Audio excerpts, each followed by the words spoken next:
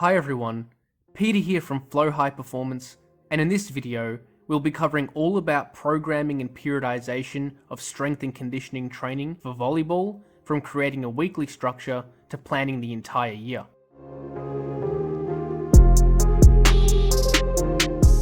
The first step is to establish exactly what training qualities will have benefit for volleyball athletes. Let's now explore the relevant training qualities.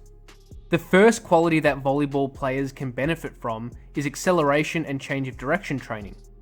Volleyball athletes are constantly required to accelerate for short distances in multiple directions in reaction to the match play.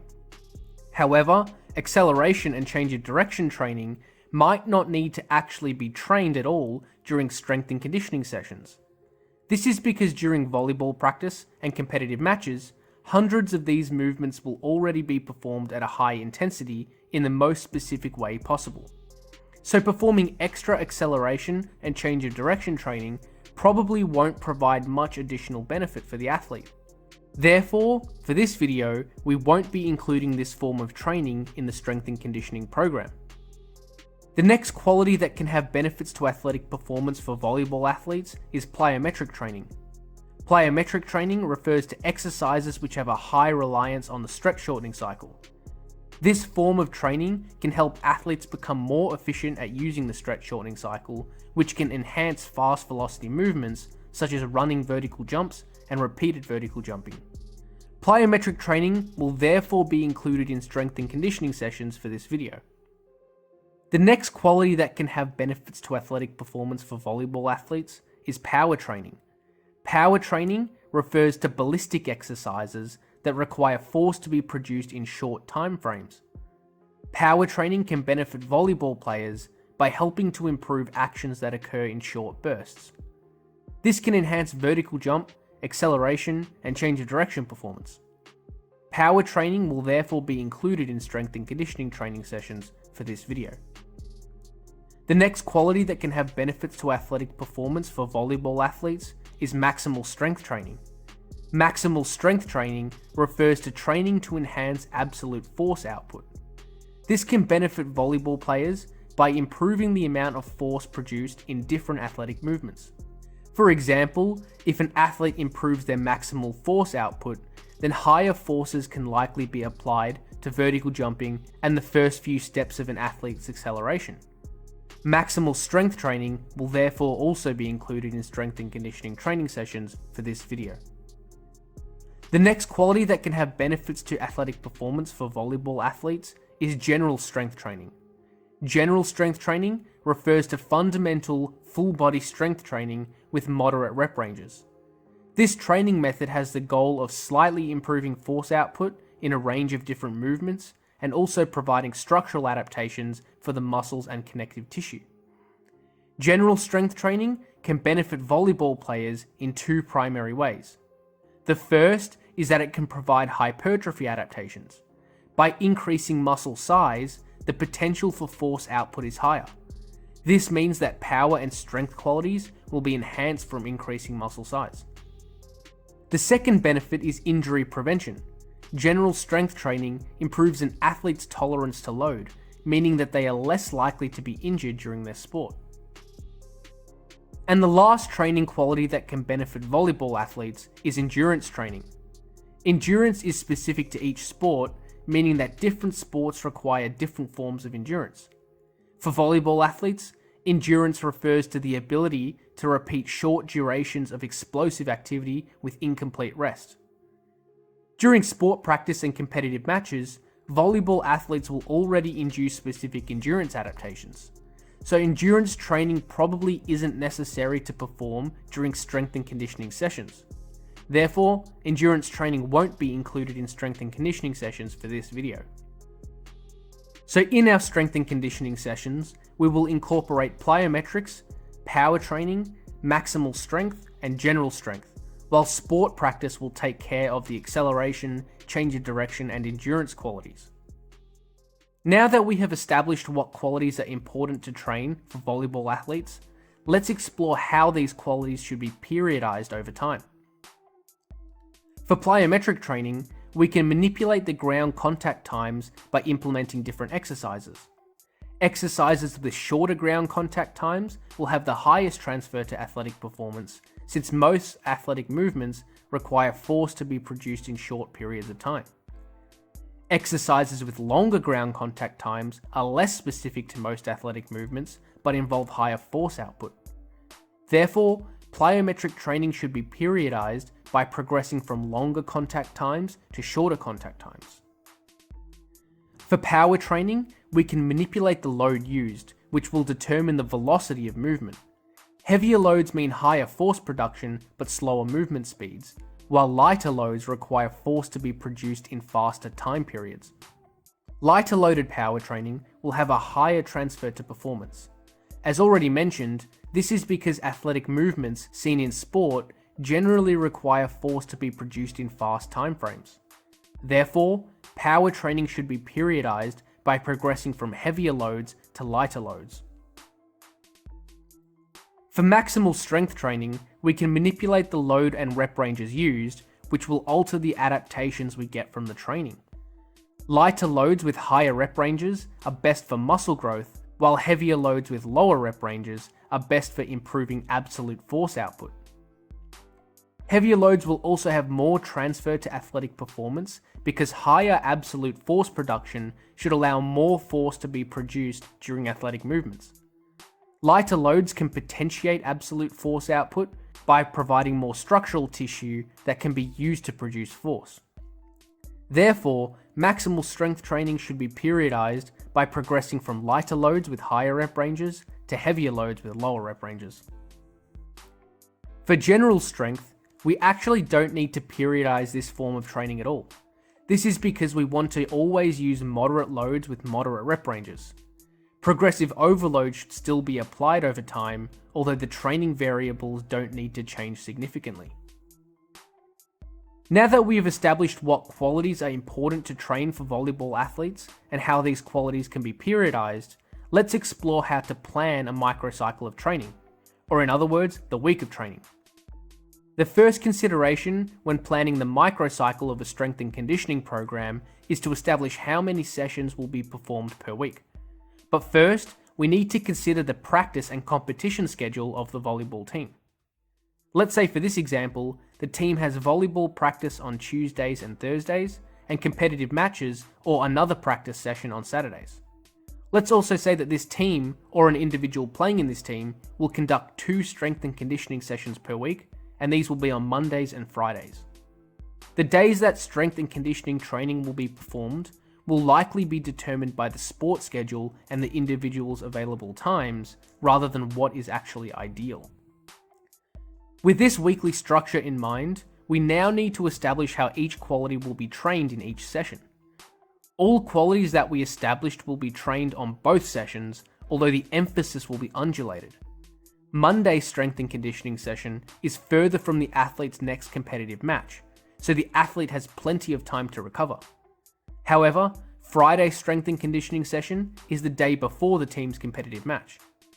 This study showed that vertical jump, reactive strength, and isometric strength were all improved 24 hours after a low volume power training session. So we will structure our strength and conditioning session with Monday being higher in volume and therefore a slightly more fatiguing session, and Friday being a lower volume session and slightly less fatiguing. This will allow the athletes to get the necessary training in throughout the week without interfering with performance during the competitive matches on Saturday, and potentially improving performance for these competitive matches based on the results of this study. Let's now establish how each quality will be undulated between our 2 sessions. For plyometric training, we can use a unilateral exercise on Monday and a bilateral variation on Friday. This will simply allow both bilateral and unilateral variations to be included in the program, both of which are important for performance. For power training, we can use concentric only exercises on Friday and exercises with more eccentric loading on Monday.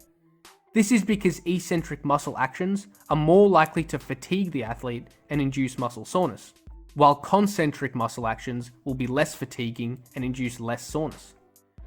For maximal strength training, we can undulate each session by using high rep ranges with lighter loads on Monday and lower rep ranges with heavier loads on Friday.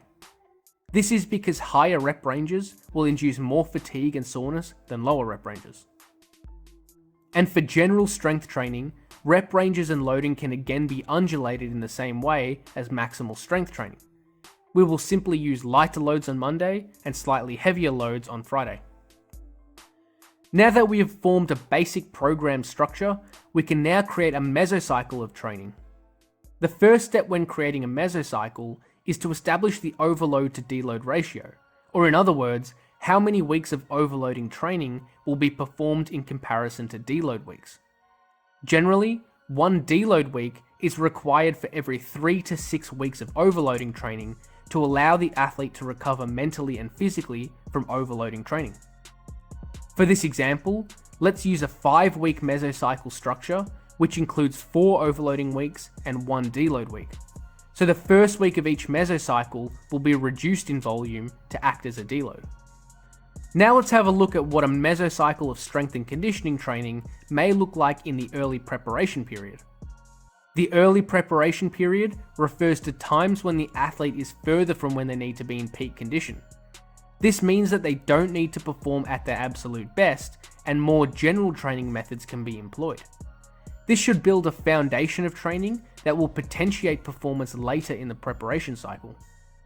An early preparation mesocycle for a volleyball athlete may look something like this.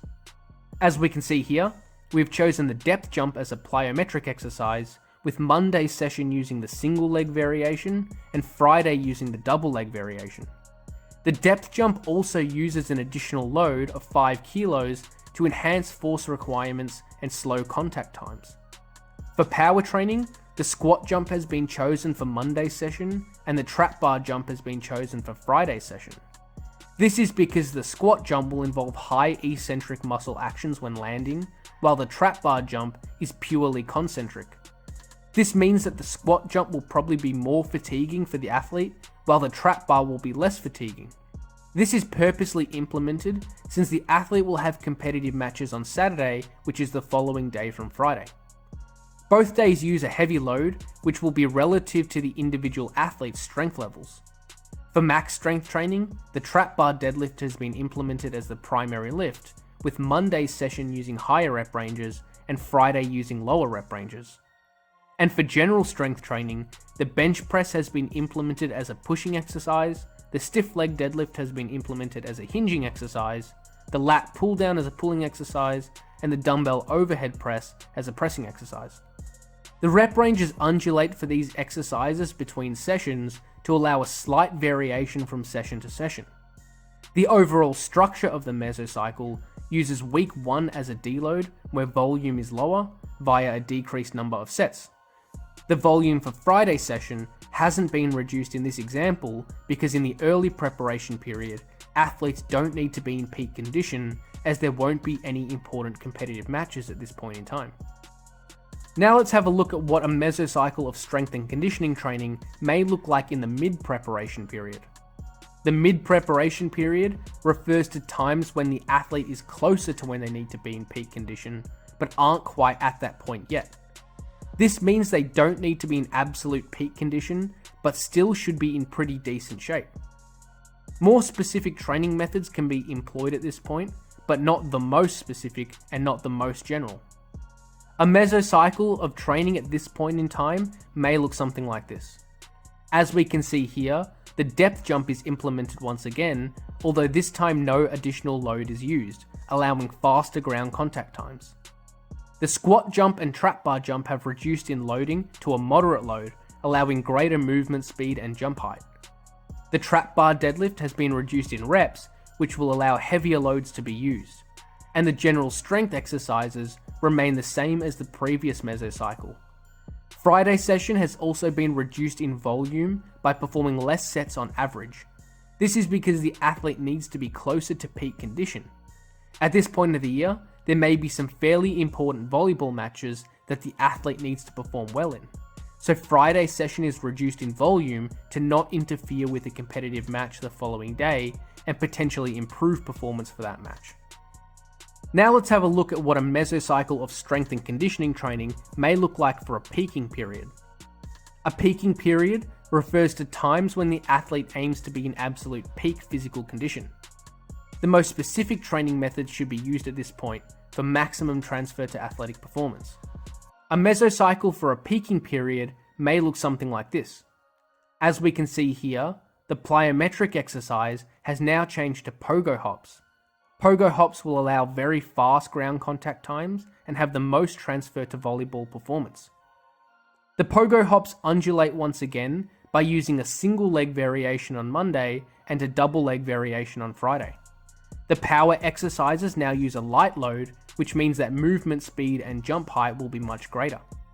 The trap bar deadlift now uses an even lower rep range to allow the heaviest weights to be lifted, and therefore the highest force output.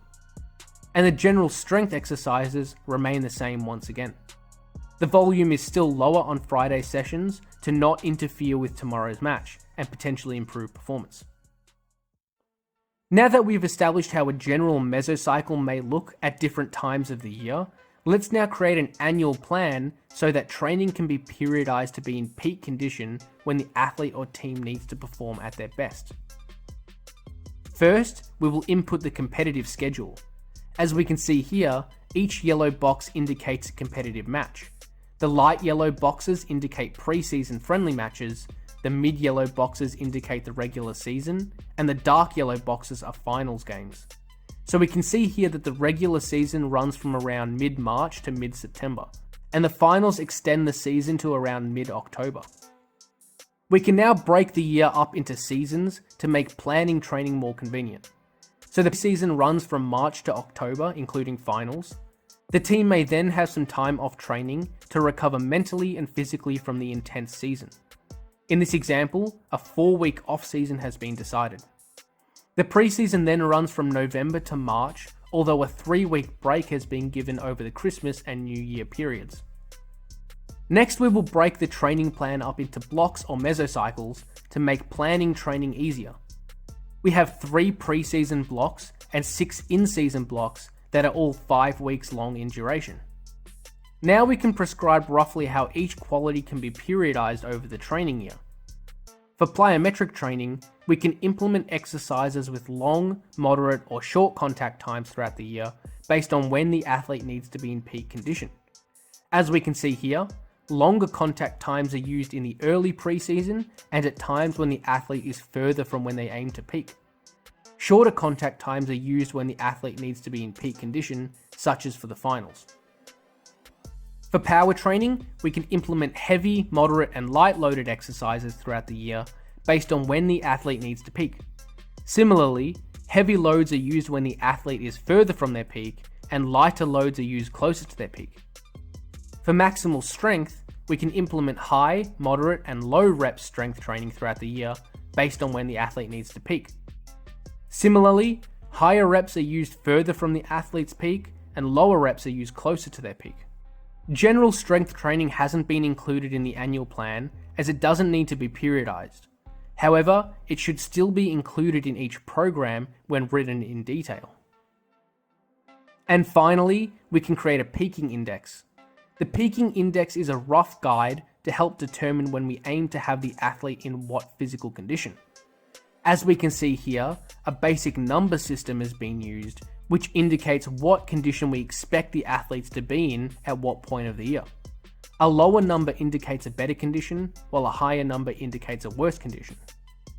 It should be understood that an athlete cannot be in peak condition for an extended period of time, hence why training must be periodized. So as we can see here, the athlete is in the poorest condition during the off-season periods since no training will be conducted. They will be in worse condition in the early preseason as less specific training methods will be used. As the athlete enters the start of the season, they should be in good condition since more specific training methods will be implemented. During the season, we probably need to implement some more general training once again to ensure the athlete doesn't lose their foundational fitness qualities. So this has been prescribed for the second in-season block, meaning that the athletes won't be in their best physical shape. From there, more specific training methods are used up until the end of the season, allowing the athlete to peak when they need to perform at their best. Thanks for watching, and hopefully you got something out of this video. Remember to subscribe if you haven't already.